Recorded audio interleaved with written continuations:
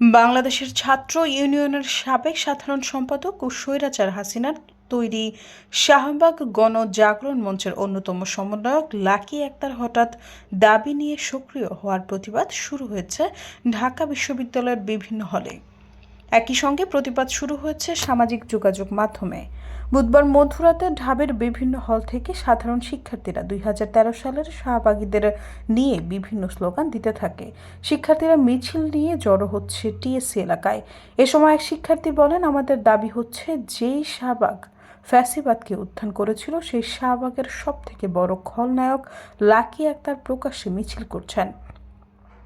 সেই সাথে তারা পুলিশের উপর ন্যাক্কারজনক হামলা করছে। আন্দোলনে নেমে ধর্ষণের বিরুদ্ধে সম্পূর্ণ শান্তিপূর্ণ আন্দোলন হচ্ছিল, কিন্তু এই শাহবাগী লাকী আক্তার 10 বছর পর এসে রাজপথে দাঁড়াচ্ছে।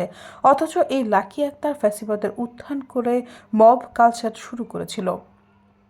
তিনি আরও বলেন, আমরা মনে করি এই লাকী আক্তার একটি ষড়যন্ত্র সৃষ্টি করেছে দিল্লির প্রেসক্রিপশনে। আমরা মনে করি জাতিসংঘের মহাসচিবের ঢাকায় আগমন ও প্রধান উপদেষ্টার চীন সফরকে কেন্দ্র করে লাকী আক্তাররা একটি অরাজকতা পরিস্থিতি সৃষ্টি করতে যাচ্ছে। সৈয়দা ফারিয়া, সমযোগ।